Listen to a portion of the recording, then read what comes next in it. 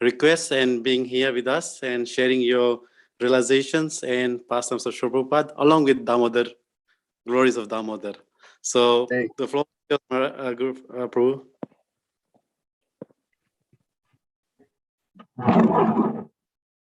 I should begin? Yes, Prabhu, please. Okay. Namo Om Vishnu Padaya Krishna Prastaya Bhutale Srimati Bhaktivedanta Swamini Namane. Namaste Saraswati Devi Gauravani Pacharnini Visesa Sanyavari Paskacha Desatani Vanchakopatu Bishakri Pasandu Evacha Patitanam Bhavani Bio Vaishnavi Bio Namo Namaha. So I saw on your thing we were going to start out discussing Dhammadarashtakam a little, verse 6, is that correct? Yes, Prabhuji. Okay, so we'll just read the verse and the translation, and then we can go from there. Namo Deva Dhammadaranta Vishno Prashida Prabho Dukkha Jalabdi Magnam Kripadristi Vistyandinam Bhatanu Grihaneshamam Agyam Ejakshi Drishya. O unlimited Vishnu, O Master, O Lord, be blessed, be pleased upon me. I am drowning in an ocean of sorrow, and I am almost like a dead man. Please shower the rain of mercy on me, uplift me, and protect me with your nectarian vision. So I can relate to that. Drowning in an ocean of sorrow, almost like a dead man. Just now in the last 24 hours, let me get myself together here. Many of us have been here, dozens of us, my godbrothers, god sisters, and others. We've been here in Vrindavan because of the lockdown, and they've been extending our exit permit every month, sometimes 2 months, sometimes 1 month. And towards the end of the month, like on the 20th, 21st, 22nd of each month, we would just again send a notice trying to get it extended. So now everybody's notice is coming back saying it's over. Your free stay here in India is over. You have to be gone by the end of October. So my friends, including Govinda Swami, he got his notice yesterday. So here my wife and I, we're expecting today or tomorrow to get the same notice. So we're all very frantic right now after living here, being a resident in Vrindavan for almost 2 years now without any difficulty, and just relishing the opportunity to be here, Krishna Balaram Mandir, seeing Krishna Balaram every day, Radha Shama Sundar Gaur-Nitai, become very attached to their lordships. My wife, actually, she's engaged personal service to the deities, cleaning their paraphernalia, organizing all the cleaners, so many things. Myself, I've managed to go on the altar for every Abhishek and be right there from beginning to end on the premise of cleaning out the bowl that the Lord's standing in. So as the milk and yogurt and ghee and honey were all flowing into this big pan, I would just stand there and pick out the petals, rose petals and tulsi leaves, and try to look busy so I could be by their lordships for the hour of Abhishek. So this has been going on now for 2 years, and it's been wonderful activity. And during Kartik, for the last, I guess, 3 years it is. This year we're very busy in Vrindavan again during this month of Kartik with Dhammadarashtakam. And although we haven't had foreign visitors from outside of India, in India is very much opened up, and people have been very eager to travel since, everyone had been locked down for so long. So we have literally probably every night 10,000 people offering lamps to their lordships. and we have 3 rows. We have ropes. So one row is for the pilgrims as they come up in the front. Then behind them, there's a row for the ladies, and behind them, a row for the men. And I also used the opportunity to put myself at the very front of Krishna Balaram's altar, right by the railing, on the premise of just looking out over the crowd and make sure no one's setting themselves or anyone else on fire. So you got to be very smart. Krishna consciousness, you got to use your intelligence to figure out how to be where you want to be. And I'm still at the very beginning level, so I'm very attached to the deities, and I like to be in front of Krishna Balaram. You know, when you're very close to Krishna Balaram there in the temple room, especially even now, they've still, for Mangal Artik, they've been shirtless. You know, I don't know if you look on my Facebook page, basically it's just the Vrindavan page. I put pictures of the deities on the altar for Mangal Artik, and then after the greeting of the deities. So Mangal Artik is always our favorite time because they don't have too much on, so you can really get to see their forms. And yesterday, my wife, I told her, I said, you know what my favorite part is of Krishna Balaram? And she answered right away, because she knew, because it's also her favorite. And it's just seeing their calves, seeing Krishna Balarams, you see their lotus feet. And then as you go up a little bit, when they're dressed in their morning Mongol outfits, sometimes the pujaris are very nice and they let you see almost all the way up to their knees. And they have these very, very luscious calves on them. Anyway, so this is Vrindavan life and life in Krishna Balaram Mandir. This is what Prabhupada has given us.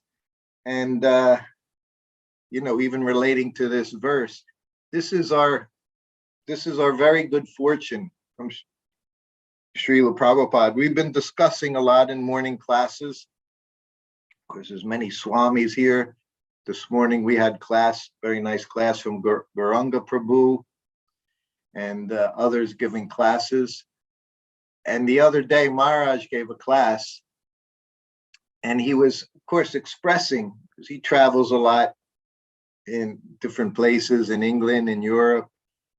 And he was saying how Vrindavan, Prabhupada brought Vrindavan everywhere. You know, this was what Prabhupada did, carrying Krishna, you carry Vrindavan. You have Krishna in your heart, then you have his pastimes, his paraphernalia, his entourage, everything is there. So Prabhupada, being a pure devotee, he brought Krishna, the deities, installed so many deities and brought their paraphernalia, and he brought Vrindavan all over the world. And I said to him, I said, at the same time, I said, Prabhupada said that when you're in Vrindavan, you do 1%, it becomes 100%. So we call that, of course, we know that to be a Chintya Beta Beta Tattva, had the ability to be in Vrindavan, very, very special. Prabhupada, when he was here in 1972, I was with him. Prabhupada stayed at Radha Damodar Temple at that time. And devotees were asking, because Prabhupada would say, when you're in Vrindavan, the people that live in Vrindavan, he says, of course, you always show respect. But he also told us, just keep distance. Don't get too involved. Of course, Prabhupada did that with everything. He did that with his god brothers, their temples. He always sheltered us very much. I don't know if you ever, I had, when I was in the States, I was there for 20 years. My height of my grahasta life, I had a business, had a home on about an acre of land, and of course had family, children, and we had a dog lived outside in our yard, and it was what was it called? Retriever. It was a retriever, and he was a very funny dog, because everyone has their natures. And if you see these retrievers, just like here in India, when you see the sheep, you see the sheepdogs, this one little animal, he can keep hundreds and hundreds of sheep and goats all together. As soon as he sees a stray one, they just instinctively know what to do, how to keep that flock, everyone together, no one wanders off, gets lost, gets attacked by another animal. Prabhupada was like that with us when he was here. He protected us so much to see that we didn't wander off here and there, especially when we came to the Dhams, when we came to Vrindavan Dham, Mayapur Dham. He saw that we didn't make it our program to go to Radhakund, speaking with this so-called Babaji and this person here and this Swami here, one giving pranali, and in Mayapur, he wanted us to be at his temple every day. There was, when Prabhupada was in Calcutta, same temple is there, same deities are there. And Prabhupada stayed there in 73, 74. He had a little room off to the side. And from his room, which was next to the temple room, the front door of his room, only one door, his entrance room, was right next to the doors to the temple room. So sometimes during Mangal Arti, Prabhupada, after it started, he would walk out of his room, go across the veranda, and stand at the back of the temple room, so that the devotees, his disciples, didn't even know he was there. There may be, while Prabhupada was there, 20 disciples, all very early disciples, Madhavananda, Gargamuni, Malati, Jayapataka. When Prabhupada was in town, all the devotees would come and stay. So they would all be at Mangal Arti, Mother Narayani, and he would stand at the back and just see the deities, hear the kirtan. So one morning he was at the back of the temple room, and he saw one of his disciples. So he came up behind him and tapped him on the shoulder. And he said, where were you yesterday morning? At Mangal Arti. Imagine Prabhupada, this was his vision. He always, everything, and Prabhupada, he would see everything that was going on. And he already knew everything. But he said, where were you yesterday? He said, I didn't see you at Mangal Arti. And the devotee didn't feel threatened or anything. He was happy. He said, oh, Prabhupada, he said, I went to your house, meaning where he was born, the Mullaks. He said, I went to attend Mangal Arti there and saw the deities there. And Prabhupada looked at him. He said, this is your home. It's ISKCON temple. He said, here. He said, this is our home here. He said, not that you go here and there. So this was, and I, of course, learned this while I was with Prabhupada as well. So much so, he instilled in me, we can say, a fanaticism. You know, as I said and might have mentioned previously, I've been here since March, literally March 1st of last year. So more than a year and a half. And in that year and a half, I have not been to any temple in Vrindavan other than going to Krishna Balarama temple every day. When Prabhupada lived here, after the opening of the temple, when you come to Vrindavan, it's natural. Even now, we put on big schedule, Vrindavan Parikram, going here, going to Varshana, going so many places, Man Mandir, all these places, and it's very nice. But Prabhupada liked the program of hearing from him, hearing from his books, wherever we are, whatever we're doing. The routine was always the same. So much so that his secretary, one day he asked, where is him? Where is he? And they said, well, he's visiting, going to this temple, that temple. So Of course, Prabhupada later in the day called him into his room. And he said, you know, in front of our temple, Krishna Balarama Mandir, we have the big courtyard.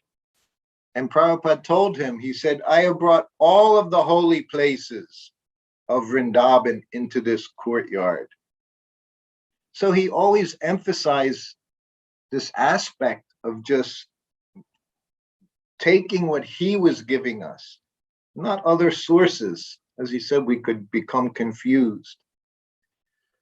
So last week, maybe it was last week or the week before, just over a week ago, I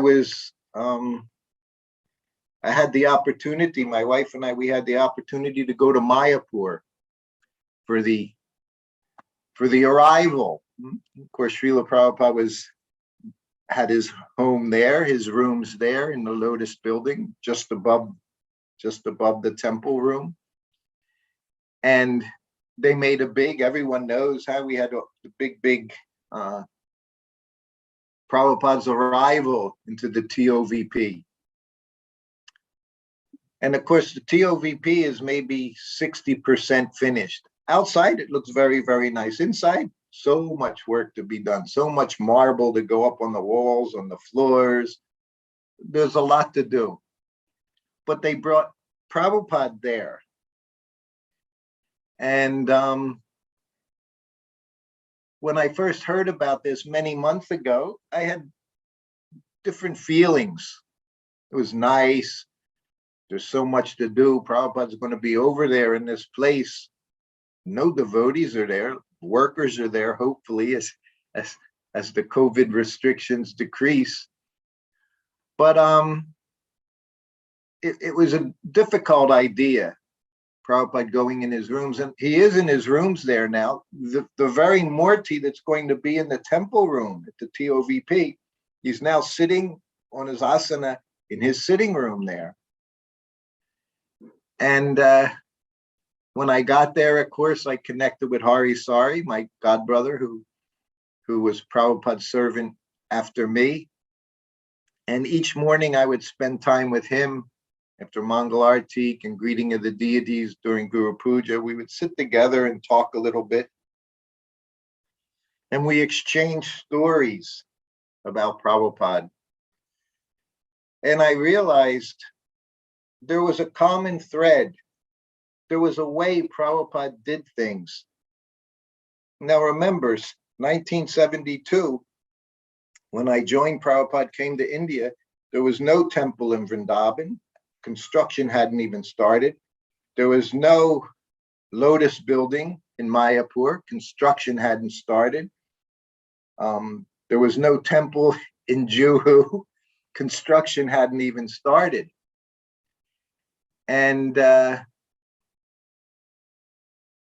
Mayapur was the first place. When I was with Prabhupada in Mayapur, it was in the spring of 1973.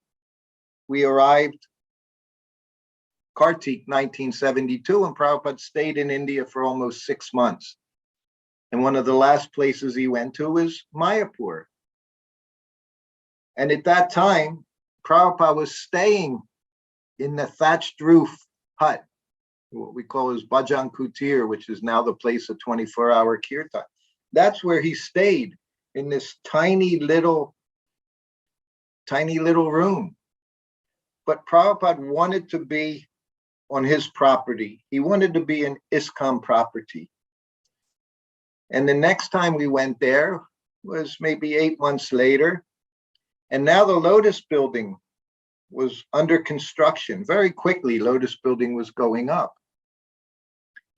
And of course, Prabhupada said he wanted to stay in his rooms. We had a sitting room. Most of you, some of you have been there. If you go to Mayapur, on the first floor, second floor, is Prabhupada's sitting room, and next to his sitting room is his bedroom, side by side. So Prabhupada wanted to stay in his sitting room. He wanted to stay in his rooms, even though they weren't finished.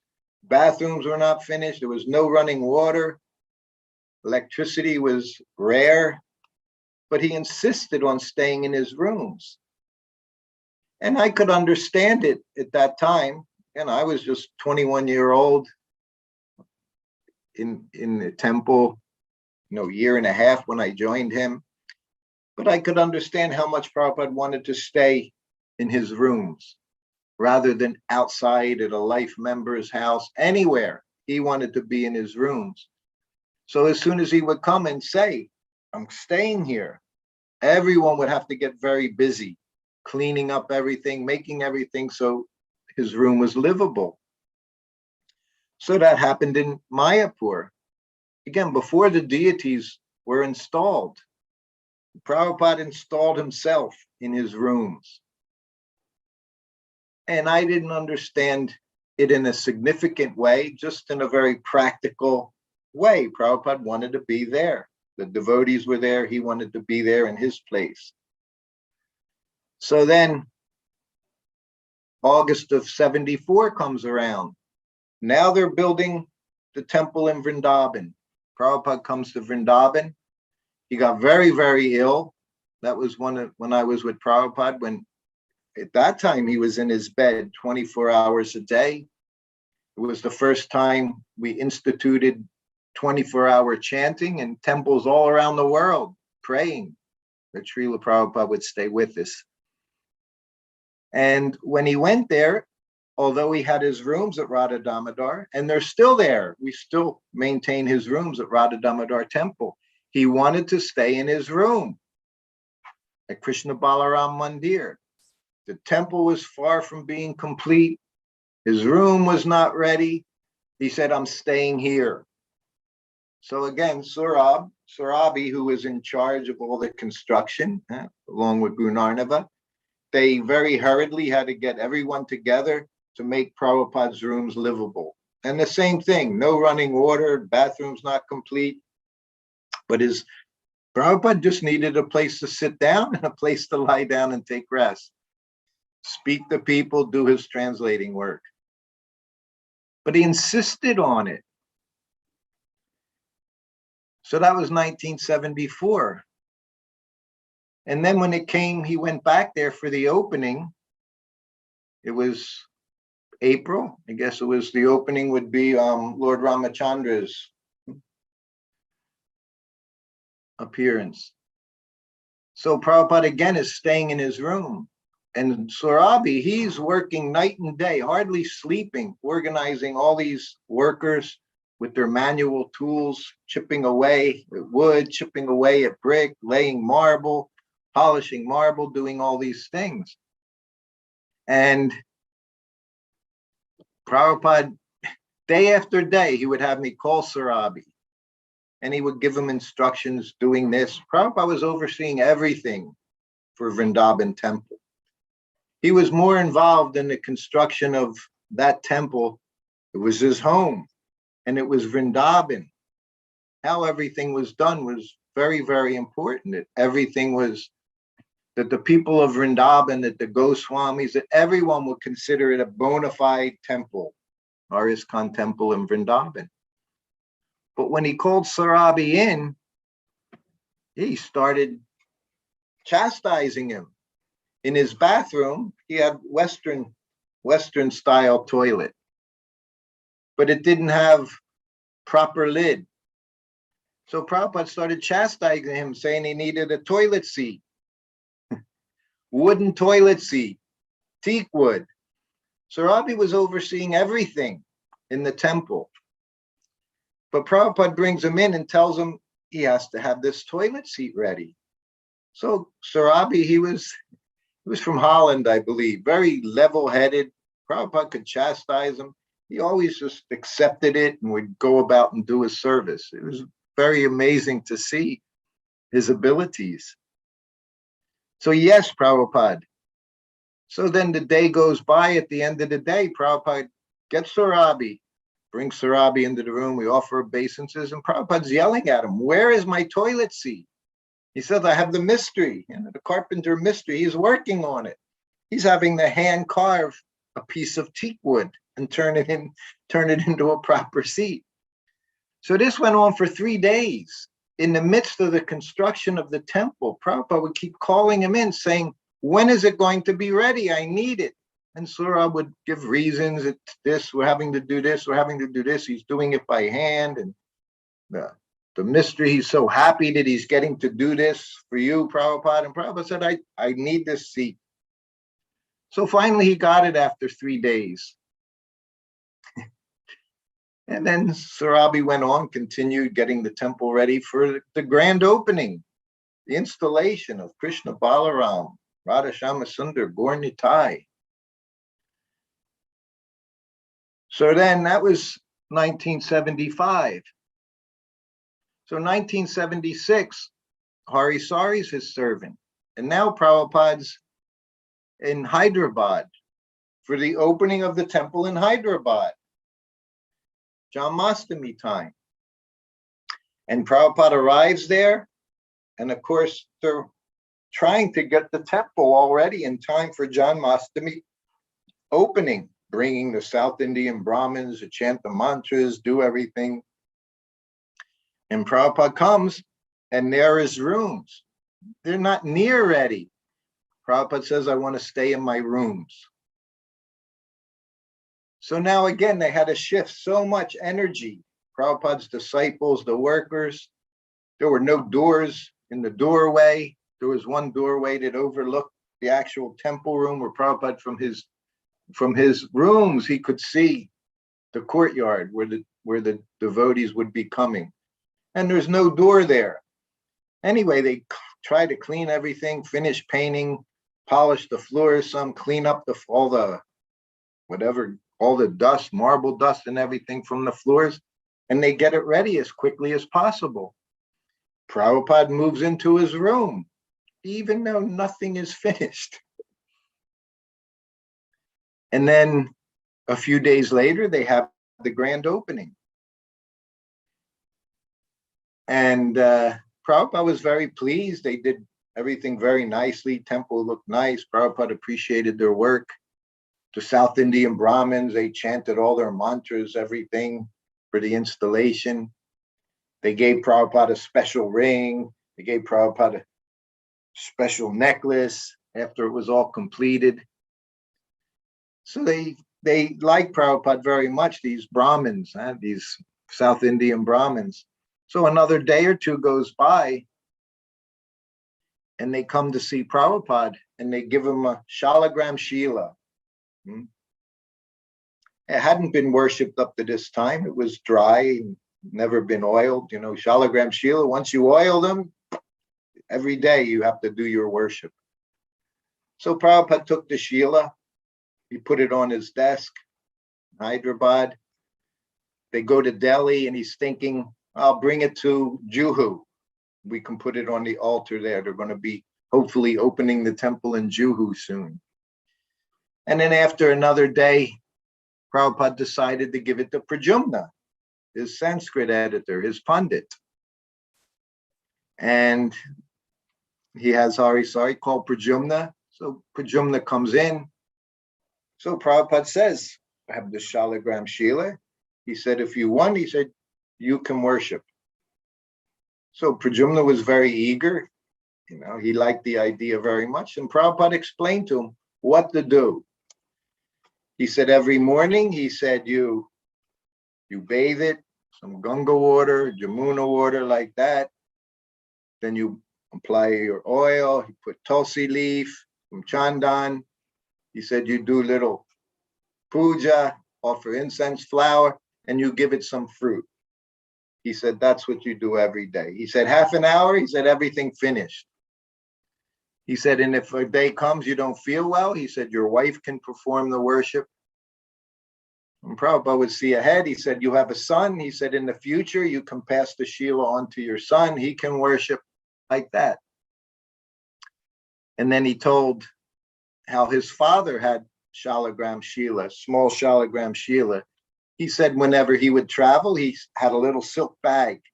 He said he would hang around his neck and the Shila would be in the silk bag. So he just gave him basic information of what you need to do.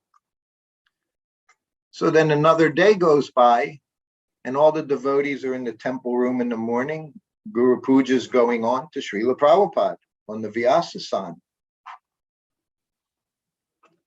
And Prabhupada, who sees everything, he knew everyone, all his disciples. What happened? Everything just went off. Let me see. Oh, I'm sorry. I don't know what happened there. And Prabhupada sees Pradyumna's not there. So he calls his servant, where's Pradyumna? So I guess he's in his room. Prabhupada, I'll go get him. So he goes to get Pradyumna. What's Pradyumna doing? He's doing his puja to the Shalagram Shila. So Pradyumna comes down. When Prabhupada calls, you don't waste time. You run to wherever he is. Comes down. And Prabhupada said to him, he said, first Guru Puja, then your puja. When the installation was going on in Hyderabad, he said, first you have to prepare the rooms for your spiritual master, then the deities. So I had a certain understanding early on, but I understood it was much more than Prabhupada just wanting to be in his room, in his own room at the temple. Prabhupada was instructing us that your first business is the guru. First, you have to serve your guru. There's no going to Krishna directly. We go to Krishna through the spiritual master. Every time, everywhere Prabhupada was, and I was with him in Mayapur, I was with him when he was in the grass shack at the front. I was with him when he first went to the Lotus building and sat there. And now, after so many years, after 40 years, I got to be with him again when he got moved to the TOVP. But now I was able to understand it on a different level. Hopefully some little more common sense, little more maturity. That Prabhupada is always our first business. ISKCON means Prabhupada. Whatever you're doing, you have to get, we're always saying, give me blessings, give me blessings. This is the blessings. Worshipping the feet. Prabhupada said the lotus feet of the spiritual master, which means serving him. Not just that you try to reach down and touch, we're very good at that, especially here in India. Everybody wants to touch feet, they think they're getting the dust. Prabhupada explains the dust of the spiritual master is the service to him. And Prabhupada made it very, very clear, the service that we have. And in the instances I was with him, I always saw that he did things in a way, he didn't press, it was about him. You have to worship. Prabhupada wasn't like that. The humility was there in Srila Prabhupada. But he always arranged things in a way that we didn't make offenses unnecessarily. This was Prabhupada's kindness to us. So he would push himself. First, you get me in my room. This is your business. Not that you erect big temple. First, you erect a place for the spiritual master. Krishna is pure devotee, most pure devotee. So the other day in Mayapur, it was just so nice. Along with Hari Sari, we saw Prabhupada established. We got to do Abhishek. I guess it was on the 15th. Yes, October 15th. There were just a few of us, Prabhupada's disciples, and then so many others all got to do Abhishek. And then they brought Prabhupada into his room. It's very wonderful, but it also, once you bring Prabhupada, you really have to get busy. He doesn't take our slacking off. Prabhupada's there for a reason. So hopefully he's going to see that everybody gets much more serious there in seeing that they have to finish the temple. Now he's taken up residence in there. Of course, we still have the Murti in the Lotus building where he first went there way back in 1974. But now, almost 40 years later, we can understand how much Prabhupada wants to see this temple finished. And it's not just about us. It's about generations of people. Even now, we have lakhs of people every day that go to Mayapur. When the temple when the deities are installed at that temple, there are going to be crores of people. And for Prabhupada, he saw, like he said here in Vrindavan, he said, if they just come, offer their obeisances to the deity, take a little prasadam, he said it's to their eternal benefit. So Prabhupada had very broad vision. He wasn't narrow in his vision like I've always been, just seeing what's right in front of me, not seeing the future possibilities. I remember being with Prabhupada in 1974 and 1975 in Mayapur, and he would stand, Mayapur, Prabhupada had the Lotus building, big veranda all the way around, big, beautiful open veranda, very pretty, shiny marble floors. And Prabhupada would often leave his room and he would be outside standing on the veranda and he would just be chanting japa, but he would always look out. I never saw anything. I just saw rice fields, rice paddies everywhere at that time. There were no buildings. There were no little shops on the road this way and that way like there is now. Everything's changed so much, so drastically. But it was all very open, nice breezes. In Mayapur, you get these very nice breezes would come through. But he would sometimes just chant and you would see him looking. And I always thought, what is he looking at? I still don't know, but sometimes I think he wanted that temple. He was seeing, Prabhupada saw what was coming. Prabhupada could see past, present, and future. We know he gave us so many instructions while he was here. This society not going to last. Sometimes he said the whole auto civilization, 100 years. It's been about that, little over 100 years. He said in 1973, he said 50 years, everything finished. So Prabhupada could understand, due to all this merciless killing of animals, abortions by the millions and millions, we're going to have to pay the price here. And he told us, I was there with him in 1975. He was walking along, in the rice paddies in the fields, you have big, where the water is, and then you have those little stretches you can walk along. So Prabhupada would walk on them, and all the devotees would be gathering around on the morning walk.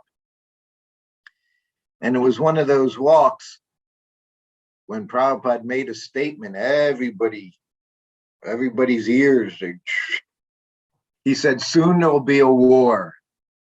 As soon as the devotees heard that. Now, this is 1975. This isn't now. This was then. Prabhupada said, soon there'll be a war. He said, and it'll be between India and Pakistan. So everyone became so close, trying to hear everything Prabhupada said.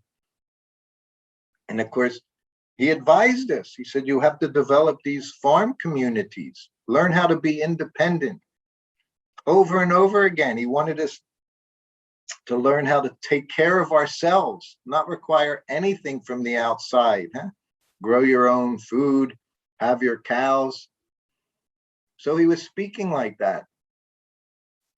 And then he said, after the war, preaching would be very good. Because when people are struggling, suffering, what do? They pray to God. And he said they were becoming by the thousands to our farms, which of course we really haven't developed them to that level that we can take in thousands of people, millions of people. But he said that they would be coming and flocking to our farms. And then, devotees started asking questions and becoming feverish about this war. When's it going to happen? Prabhupada said soon. Of course, sometimes he would say this Sankirtan movement can change things in the world. The more chanting is going on and purify the atmosphere. We know now we have chanting constantly around the world, 24 hours a day. Mangal Artik is always going on somewhere around the world. kirtans, morning kirtan, evening kirtan, Guru Puja, Sundar Arti. Chanting is always there. So we can think like that. But we can also see practically how different everything is, just like that. 1 year's time, just in a few months, the whole world just shut down. I know in the West, in the USA, so many problems are there, more so than ever. And then when Prabhupada saw the devotees becoming, and some devotees are always like that. I remember 1980 being in Los Angeles, they were thinking, the earthquake was going to come, the whole West Coast was going to fall into the ocean, we should move here, we should move there. So it was like that. And Prabhupada saw the devotees and their nature and he said, he just stopped everyone. He stopped and he had his cane and he pointed up in the sky. And he said, if the bomb comes, he said, we'll go, here comes Krishna. Prabhupada never had any anxiety, this way or that way. Somehow or other, death is always there. And this is what we learned from the very beginning. I mean, this was always Prabhupada's preaching. We're not this body, we're pure spirit soul. He would say sometimes, old age is right before you die. Even you're 15 years old. If you're going to die, then that's your old age. So Prabhupada had a very practical way of looking at things. It was in Mayapur, in his room, his bedroom. I was in his sitting room. I told you there wasn't plumbing in his bathroom. Prabhupada had a sitting room, then he had his bedroom right next to it. In the other room, there was another room or two that we just left vacant. And then there was on the end, there was bathroom on the end. And there was one on each side of the building. And there were 4 toilet stalls, 4 sinks, shower area. But the whole bathroom was for Prabhupada when he was there. And my duty was to keep buckets of water available because there was no running water. So one afternoon, Prabhupada, he was giving darshan in his room to his disciples. And I had to collect the water. I have 2 buckets of water, one in each hand. And I opened up the bathroom door to the whole bathroom. I opened up the door, I put the buckets down, and I went to put one in the bathroom, in the toilet. And as I opened the door, there was a cobra, snake. So of course I just freaked out. Anybody you see a snake, what do? You run away. All snakes are bad. All snakes are going to kill you. And this was a cobra, so I knew it was dangerous. So I banged the buckets down. I ran out of the bathroom and I'm on the veranda. And the first person I see was Bhavananda. Most of you wouldn't know Bhavananda. Bhavananda, I believe he's from New York, but he was very dramatic. So I didn't want to disturb Prabhupada, who's giving darshan, but at the same time, we have a snake in Prabhupada's bathroom. So I went to Bhavananda and I told him what had just happened. So he goes running into Prabhupada's room, opens the door, screen door open. Prabhupada, there's a snake, cobra in the bathroom. He's shouting. And of course, all the devotees, there's a dozen devotees there. As soon as we hear the word cobra, snake, everyone's in anxiety. And Prabhupada says, yes, okay. And anyway, we all come out of Prabhupada's room. Prabhupada has his hand in his bead bag. And at that time, we had some Kshatriyas in the temple with 2 of them. They were brothers, Rasaparayana and his brother, older brother, Jiva something. I can't think of his name. Anyway, they were our Kshatriyas. They were big, tall. And they say, call Rasaparayana. So everyone's on the veranda. No one's going near the bathroom because there's a cobra in there. And Prabhupada again is standing on the veranda, just calmly chanting, hand in his bead bag. So we're waiting for Rasaparayana to come. Rasaparayana comes and he's got in his hand a knife. So I tell him, in the bathroom, cobra in the bathroom. He opens the bathroom door slowly, don't see anything. And I said it was right by the toilet. And sure enough, the cobra is there in the little toilet area. And when he comes in, I forgot part of this. And everyone on the veranda is speculating and saying, how did a cobra get onto the second floor of this building? And some of the devotees, residents there in Mayapur, saying, here's the communists. They planted it there. Others were saying it was Prabhupada's godbrothers, his envious godbrothers. They planted it there so it would attack Prabhupada.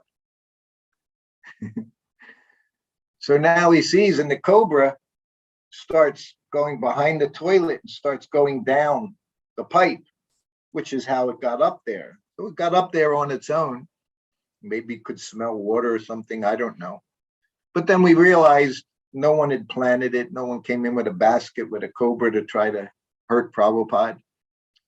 And Rasaparayana goes into there, and as the thing's going down the pipe, he's hacking away at the snake. In the meantime, Prabhupada's on the veranda saying, so many people for one snake, he said, because now there's like 50 devotees all there.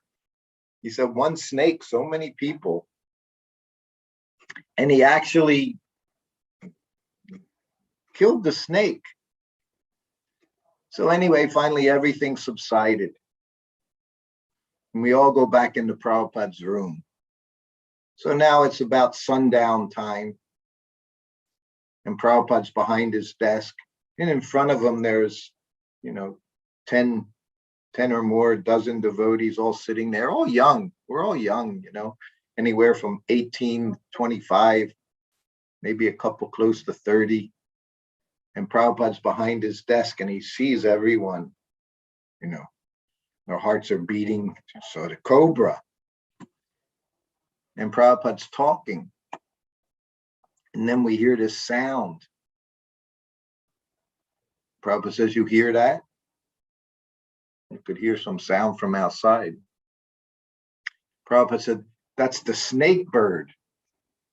You read about the snake bird, right? In Srimad Bhagavatam. What is a snake bird? We don't know anything. What's a snake? Snake, one thing, a snake bird. Prabhupada said, yes. He said, sometimes when a snake gets old, he said it has wings. He said, in the snake, he said they have their mate. He said, and when you kill a snake, he said the impression of the person that kills the snake is on the eyes. He says, and this mate of that snake will see that. He said, and then the snake bird will spend the rest of its life finding that person that killed their mate, their partner, and attack them, kill them, poison them. And we're all sitting there. This is Prabhupada talking to us. So everything he says is absolute truth. So people are, oh my God, there's a snake, and there want to be more snakes, and flying snakes, poisonous flying snakes. So he's got all these, it's just like, just like the father telling little horror stories to the children. And he's watching us as everyone's so much anxiety. So he's telling that story. So then finally darshan is over. Now it's like 9 o'clock at night. And I have to go to Prabhupada's bedroom, give him a massage, massaging his legs, massaging his lotus feet. It was the most wonderful thing. I'm in Mayapur. So the many mosquitoes are in Mayapur. So I'm not just sitting on the floor, kneeling on the floor, giving him a massage. I'm sitting on the bed because there's a mosquito net around the bed.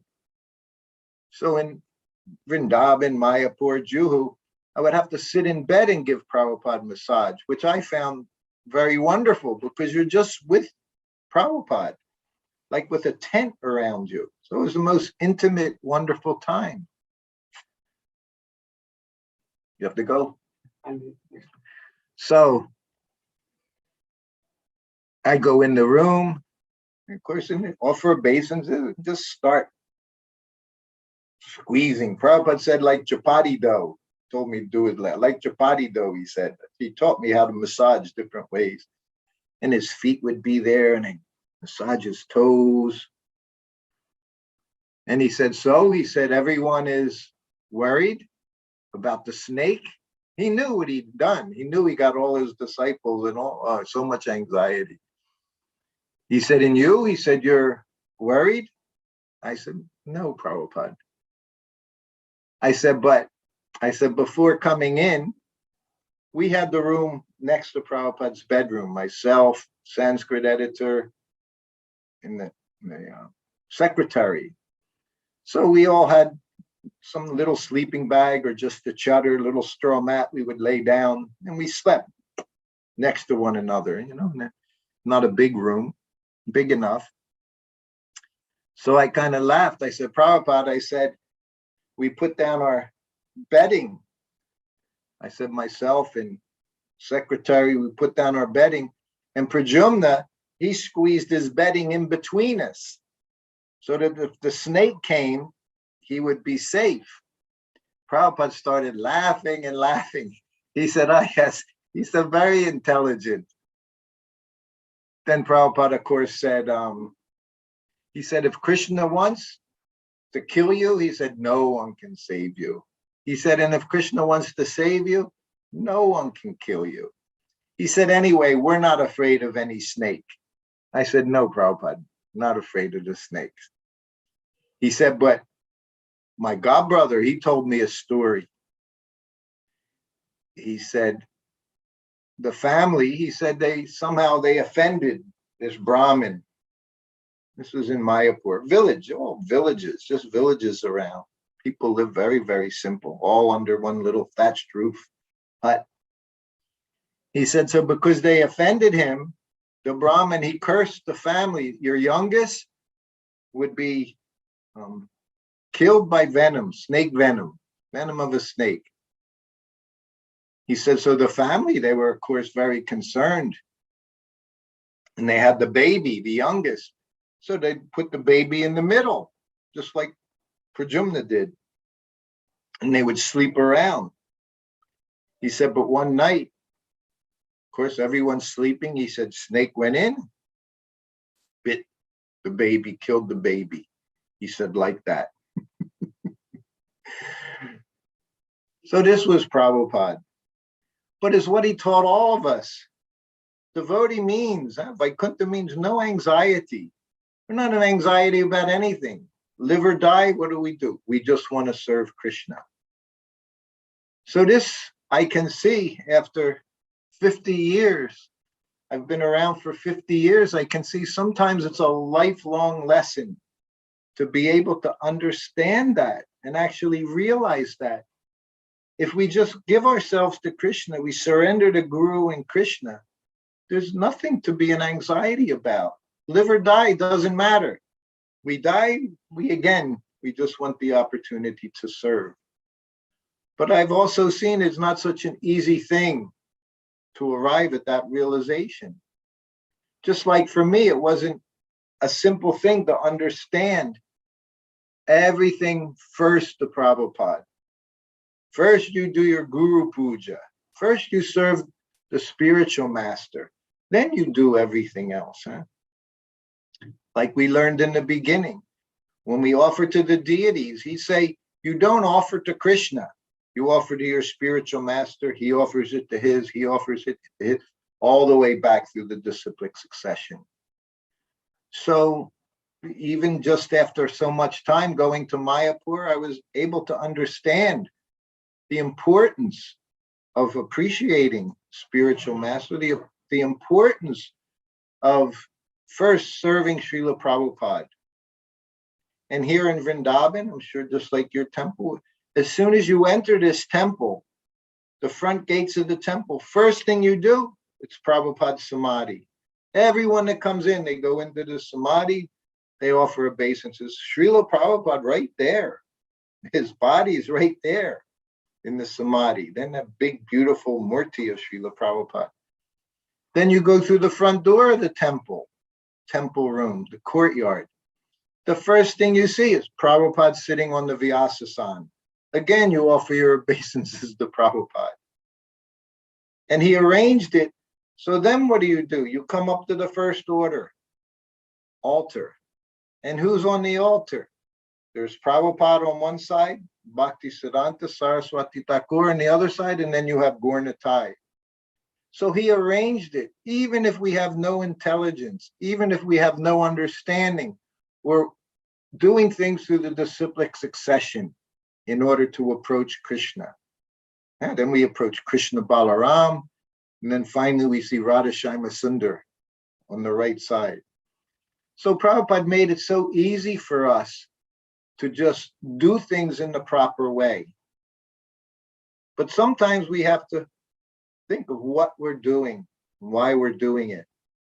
And for us, everything we do is just to serve Srila Prabhupada very nicely, serve his ISKCON society, even though sometimes not so easy. There can be so many conflicts, so many struggles, but everyone has the same central goal. We just want to serve Krishna. So this is our business. So here, like I said, we've been here for almost 2 years now. I expect in the next 24 hours or so, 48 hours, I'm going to get a notice that you have to leave by the end of October. So we think we'll go back to the US because we're US citizens. To get a proper visa, we have to be in the US to do it. So we have to stay there a month, and we just want to come back to Vrindavan. It's a very special, wonderful place. At this time in my life, I feel very fortunate, just like I can sit here in Vrindavan in my room at MVT and I can speak with all of you. So hopefully it'll be a short time outside of Vrindavan, then be able to come back Prabhupada's home. Because ultimately, you're all in Prabhupada's home.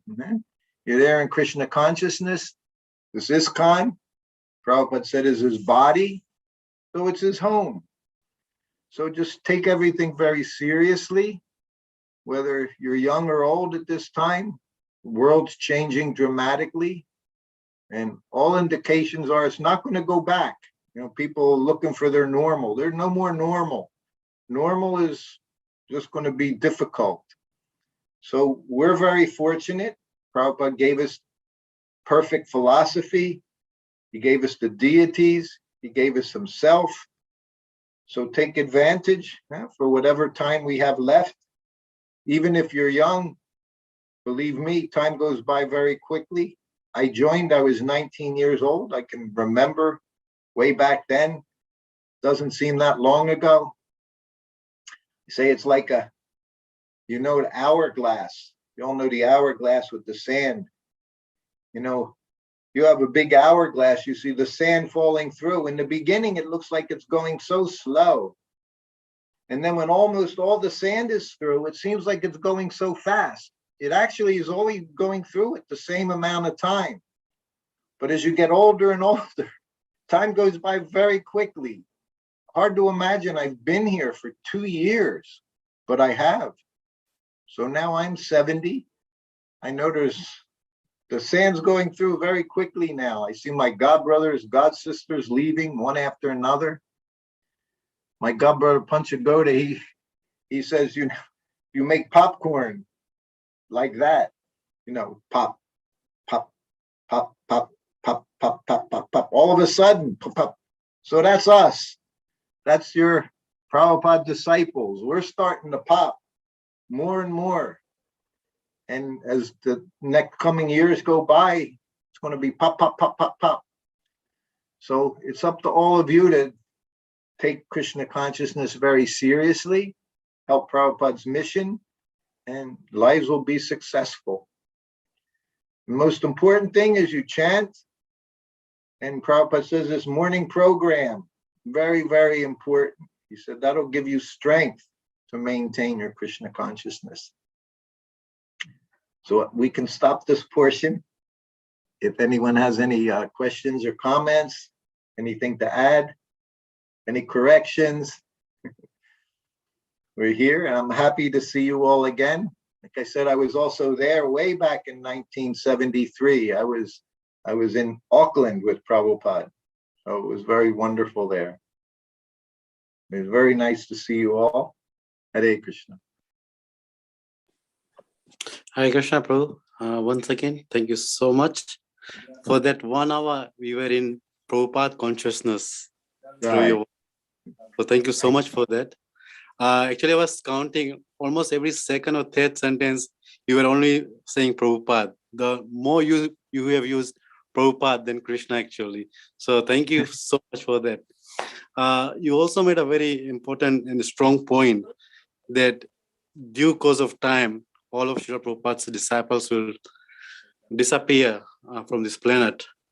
Yes. And I think it's a very heartbreaking for all of us, that in future we won't be able to associate with them or hear from them.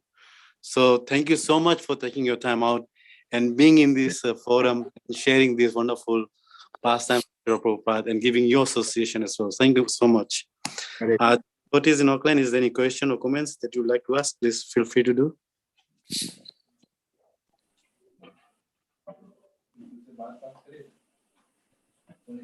Hare Krishna, Prabhuji. Surat Krishna Das here.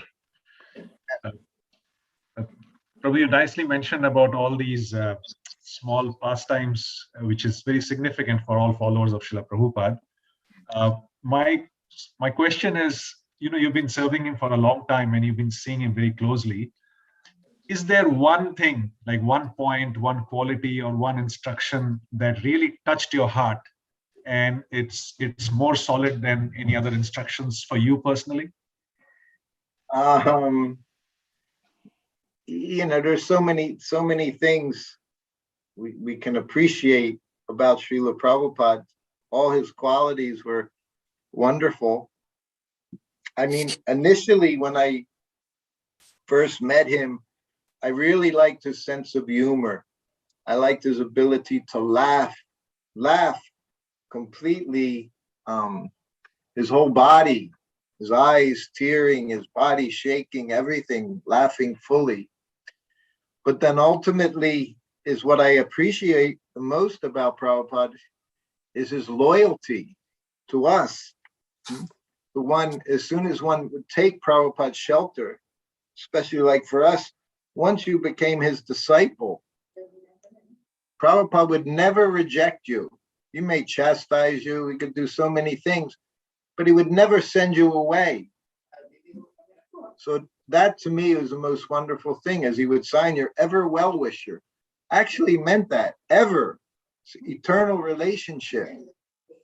Unfortunately, we can break it. We can leave his shelter, either fall into Maya, breaking principles, or even thinking there's somewhere else we can go, where we can get more than what Prabhupada gave us. So that's an unfortunate thing.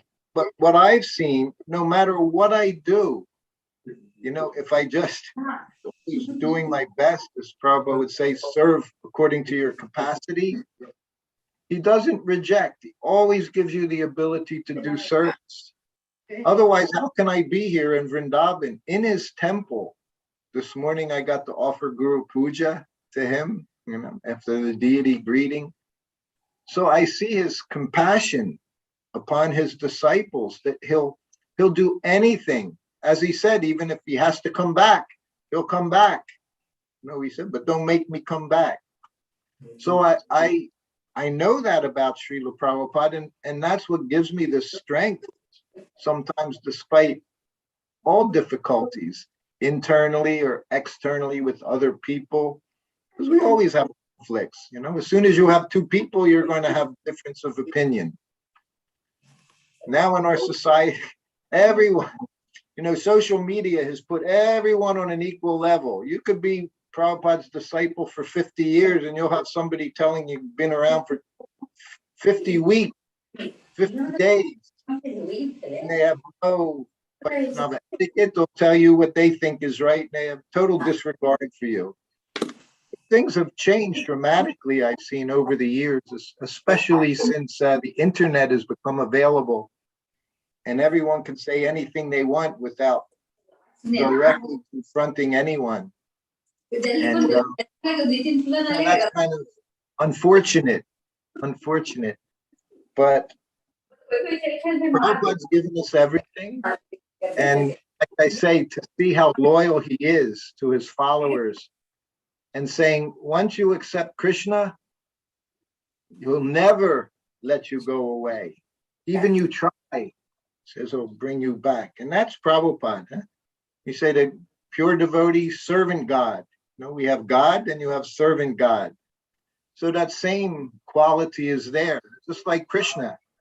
Whatever we do, he always just wants us, we're his children, his sons and daughters. So Prabhupada's the same. He's always there for us.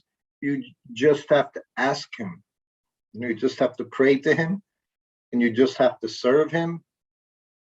Like I said in the beginning, there's blessings. Everybody, when they come up to me, blessings. What blessings do I? I have no blessings to give out. Prabhupada is everything. You just take blessings from Srila Prabhupada. And how do you do that? By serving him. Not just give me blessings, give me blessings. I love you, I love you. Prabhupada said, you love someone, you want to do things for them, you're always thinking about them, you're trying to see how to make their life better. This is genuine love, not, what do you call it, lip service. You know, we don't want lip service. Prabhupada like active service. So if you want Prabhupada's blessings, very simple, just help him in his mission, and you'll get all the blessings available. So that I feel very happy that I had personally spent so much time to see just how compassionate he is, just how merciful he is. And that I try to express it. It's there for everyone, not just one who is personal servant. Everyone is personal servant. Hmm.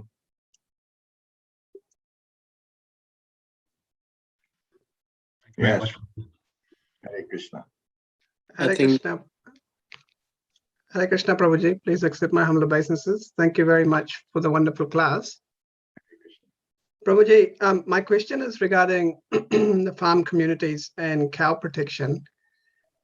Are there any pastimes you can share with Srila Prabhupada in giving instructions on cow protection? Because in the Srimad Bhagavatam and other of Prabhupada's books, he stresses on cow protection, but when you spoke about the Shaligram Shila pastime and how he gave personal instructions on how to worship Shaligram Shila, is there any pastimes you're able to share where Prabhupada gave instructions on how to look after cows in a practical way? You know, when I first became his servant, I had been living in New Vrindavan, the very first farm community. I had been there for 16 months. And I was a city boy. I was from a big city, Philadelphia, in the USA. It was about 8 hours away from New Vrindavan, in the hills of West Virginia. And when I went to New Vrindavan, Kirtanananda had just bought what became the main farm. There were many farms being bought, but this one was right on what was considered the main road. It was a road that you could drive on. Some of the others, you would literally have to walk for a mile just to get to the farm. And very quickly, I was milking cows. I started out from the city. I'd never even seen a cow. I was 19 years old. I didn't even know. I mean, I saw pictures of a cow, and maybe on a drive somewhere, I could see a few cows in the distance, although usually they were what we called beef cows. You know, they were specifically raised just to slaughter. So these dairy cows, when I went to New Vrindavan, was very new to me, and I got to milk them from the start. I was milking 6 cows a day. sometimes morning and evening, which is quite a feat by hand, you know. So then I became Prabhupada's servant. By Kirtanananda had arranged for me to be Prabhupada's servant. So he would write me, because one of his ideas was by making one of his people Prabhupada's servant, he would have easy connection to Prabhupada. He could write me, ask questions, do whatever. And it was true, it worked that way. So once they were having Govardhan Puja, and Kirtanananda wrote, and he was talking about doing aratik to the cow. And Prabhupada laughed. He said, it's not necessary. He said, if you want, he said, brush them very nicely, polish their hooves, do what they like. You know, not that we sit there, what benefit is the cow? And we do it, even here in Vrindavan, on Govardhan Puja in particular, we offer aratik. But if you really want to do something nice for the cow, you feed them something nice, you polish their horns, polish their hooves. There's so many things you can do, you know, bathe them, give them brushing. So in that way, it was practical according to who you're dealing with. So cows, this was cows, you know, and this is what we were doing. So even Kirtanananda, he, you know, who was one of Prabhupada's first disciples, he was saying, you know, should we do like this? And Prabhupada said, just take care of them. You know, here in Vrindavan, we walk out, there's so many cows still roaming the street. So we feel very happy because when you cook for Krishna, you have so many scraps, vegetable scraps, fruit scraps, sometimes leftover chapatis.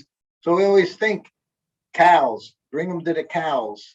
You know, particularly here, you have hungry cows roaming the street. So somehow or other, you want to make their life easier.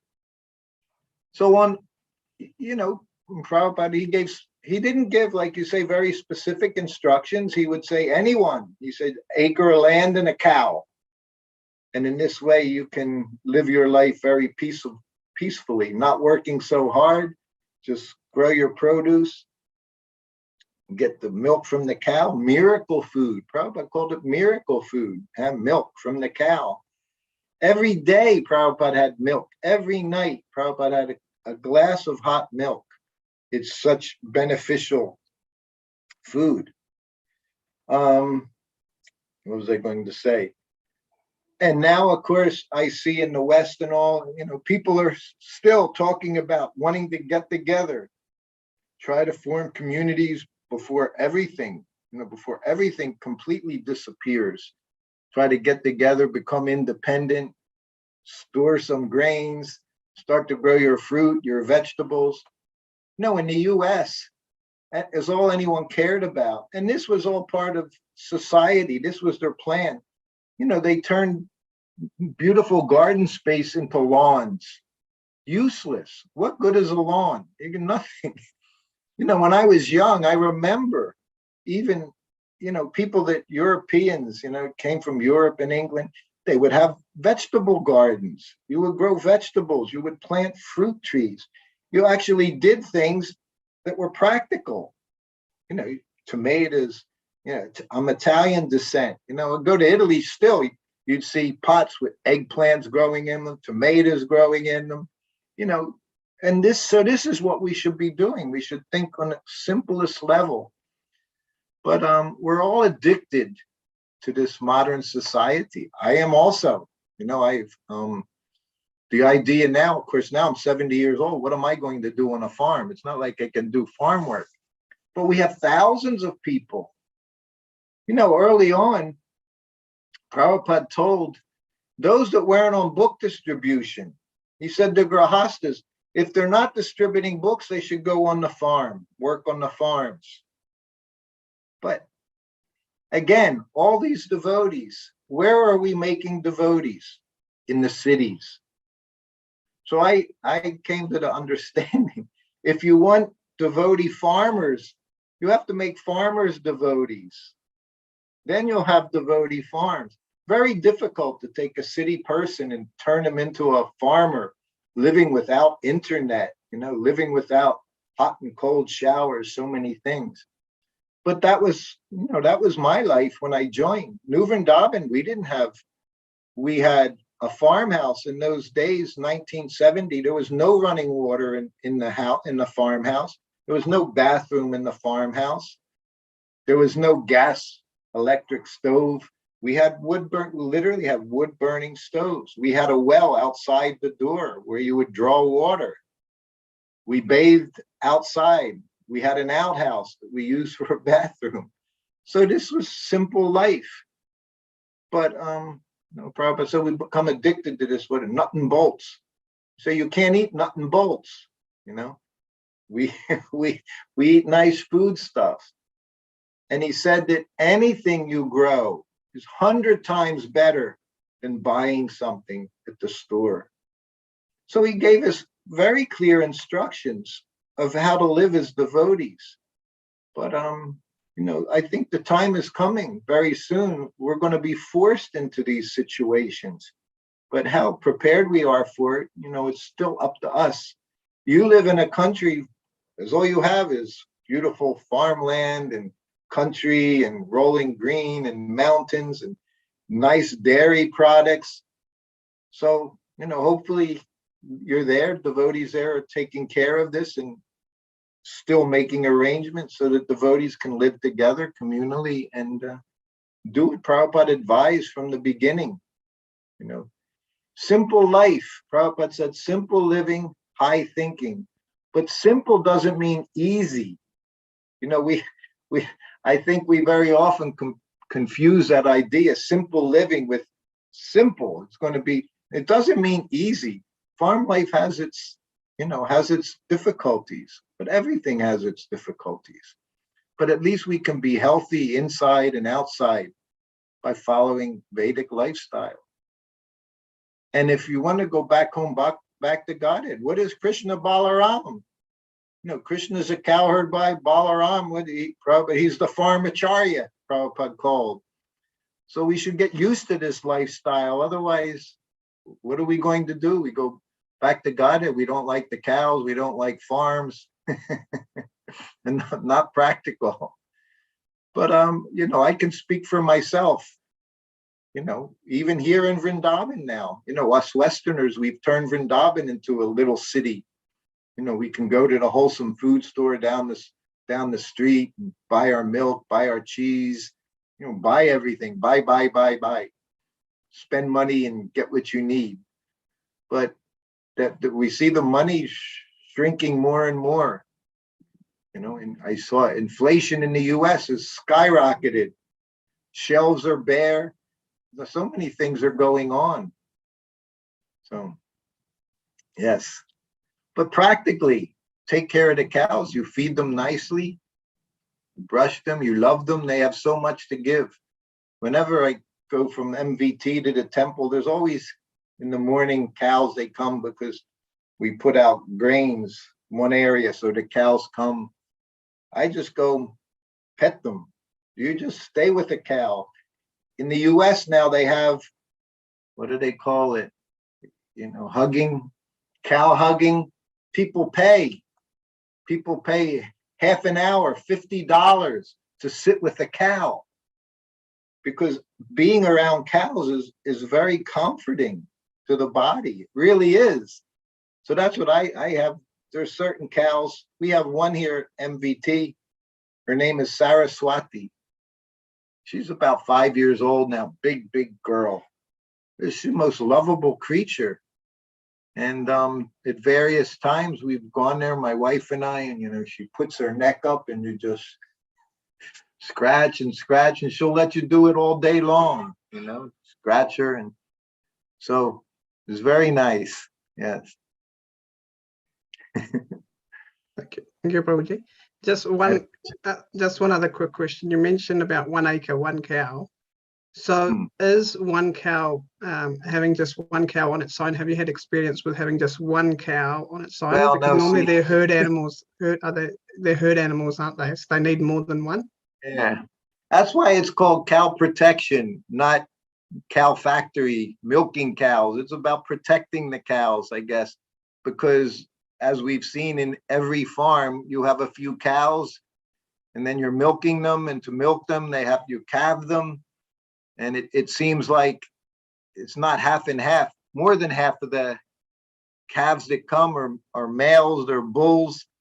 So yeah, it's increasing and increasing. But if the sincerity is there to actually do cow protection, everything should work out, you know. But I've seen in many places, you know, we have one boy, my god brother, Nischincha, his son, he has a farm on the Big Island. Big Island, it's called the Big Island. It's the biggest island, but it's very rural at best, you know, no big cities or anything. But he has a herd of over 80 of them. He's even saved some from slaughter that they were going to go to the slaughterhouse, and he made arrangements, and he just keeps taking them on. But he's, as he says, he's managing without any outside help. He gets donations here and there, but he's milking all these cows with a few other devotees. He's planting crops. It's a very fertile area. It really just takes some energy and desire to do it, and things can go on. I've seen in Saranagati, which is, you know, over 6 months a year. Saranagati's in, I say, Vancouver, is it, Canada? So they have long winters. But I saw one devotee manager with just a few helpers, you know, 20 acres of land growing so much crops, but he would have to hire people because devotees didn't want to do the work. So, you know, what to do, you know? If we wait until it's a must, it's going to be very difficult for us. But, you know, Prabhupada tried, you know, like they say, you can lead a horse to water, but you can't make them drink, you know? So all good instructions have been there from Prabhupada. We've had so many farm projects over the years. Some of them have failed. Some of them are going on now. I know in Europe, in the West, Brazil has very successful farms because they're devotees that are farmers, you know, became devotees. So that is their lifestyle. So it can be approached in different way, but on an individual basis, yeah, it sounds nice, you know, an acre and a cow, but you know, that can also, if you're thinking this cow is going to give me everything I need, it will, but it may not be how you think. You know, it may not be that it just gives you liters and liters of milk every day. But some cows like that are also magical. Some cows just go on giving milk for years, even though they don't calve. So there's, you know, who knows? Yeah. But I hear what you're saying, and it sounds easy, but like I say, simple living doesn't mean easy. Yes. Yes, I was just thinking about that we have in the North Island, we have two farmers, devotees that are farming. One is His Grace Julian Yatra, probably just north of Auckland, and then another devotee couple in Waipukurau, near Waipukurau, James and Cecilia. So I was just thinking that if the devotees can support them by sponsoring a cow, then they are able to then continue their service and, you know, and long-term provide ahimsa milk for a lot of devotees. So it's just, yeah, because community living, it's not working. Like devotees don't want to live together, or somehow or other it's just breaking apart, or they're going out of the temple community and living outside. So that's not really working. So it must be that the devotees that are living in the city must support the the devotees that are farming and doing cow protection. Yeah. Thank you so much, Prabhuji. Hare Krishna. Last week I was in when I was in Mayapur, and of course so many people were talking fundraise. You know, one of the main aspects of that program was the fundraise. They collected $1 million, and they gave me a few minutes to speak. And I had a laugh. I said, I've never been a fundraiser. You know, from early on in the early days, I would sell BTGs for 25 cents or whatever, but I never became a book distributor selling 50, hundreds of books or anything. So fundraising has never been what I've been able to do. I said, what I was able to do, I was with Prabhupada. I could, you know, cooking and massaging and like that. So I was speaking to the crowd online and all. I'm saying that if your ability is making money, then that's your obligation. That is your service, is to donate those who were doing what was dear to Prabhupada's heart, not just make money and hang on to it and buy big palatial buildings. No, that is how you do service.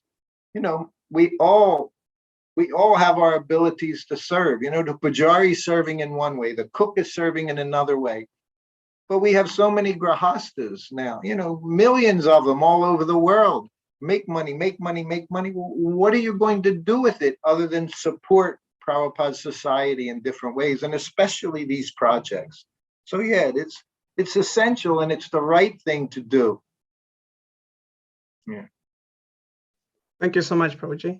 Hare Krishna. Hare Krishna.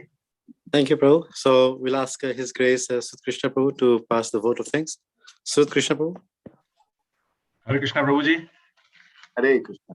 It was so wonderful to have Prabhupada Lilamrita live from you and transport ourselves in Vrindavan along with you. You were there for 2 years, but it seems that we were there with you for the 2 years. Good.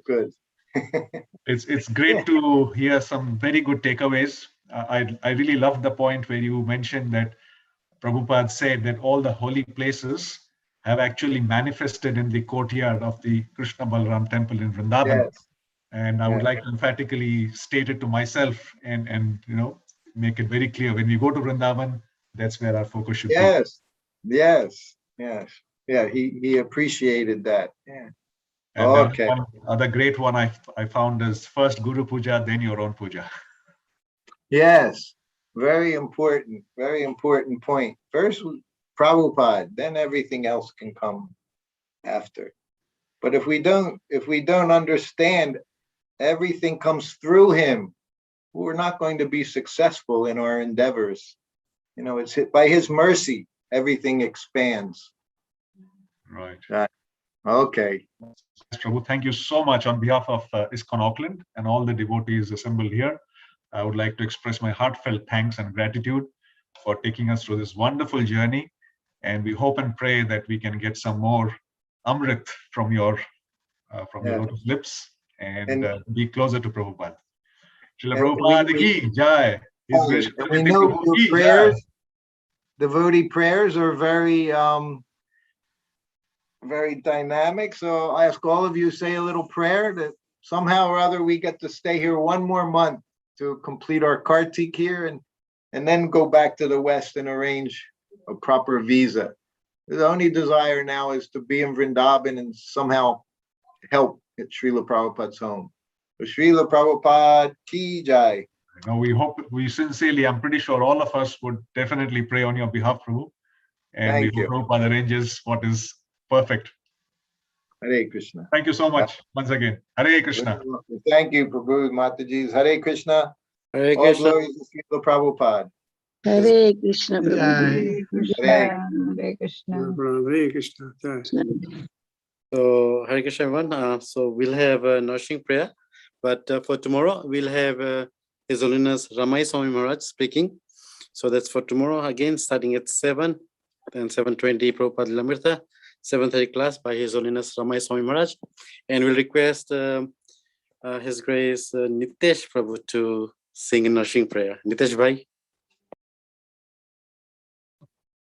Namaste Narasimhaya Praladaladaye me Hiranyakashipul Rakshaha Shilatantanakalare Ito Narsimha Parato Narsimha Yato yamitato Narsimha Mare Narsimha Hridaye Narsimha Narasimha Madhim Sharanam Prapade Kavakara Kamalavare Nakam Abhuta Shinam Dalita Hiranyakashipu Tanu Bringam Keshavadrita Narahari Rupa Jai Jagadish Hare Jai Jagadish Hare Jai Jagadish Hare Jaya Nrsimhadev Jaya Nrsimhadev Jaya Nrsimhadev, Jaya Nrsimhadev, Jaya Bhakta Prahlad, Bhakta Prahlad, Bhakta Prahlad, Jaya Bhakta Prahlad, Jaya Jaya Prabhupada, Prabhupada, Prabhupada, Jaya Jaya Prabhupada, Jaya Jaya Gurudev, Gurudev, Gurudev, Jaya Jaya Gurudev. Shri Nrsimha Bhagwan ki Jai, Bhakta Prahlad Maharaj ki Jai, Jai. Premanande. Hari Hari Hari Bol. Thank you so much, Anitash Bhai, for wonderful nursing prayer. Thank you so much. So, Nanvashpal, over to you. Thanks everyone for joining this evening. Been a wonderful class. Srutakirti Prabhu just took us to Prabhupada's days. It was so intimate and so amazing. I think it was a pure nectar. So unfortunate people who were not there, but they can always relish it afterwards. We have this YouTube channel. It's already been recorded. It will be posted shortly. So anyway, I'd like to thank everyone for coming in this evening. We'll hope to see you tomorrow. So Srila Prabhupada ki jai. Jai. Good family. Hari Hari Bol. Hari Bol. Ki Jai.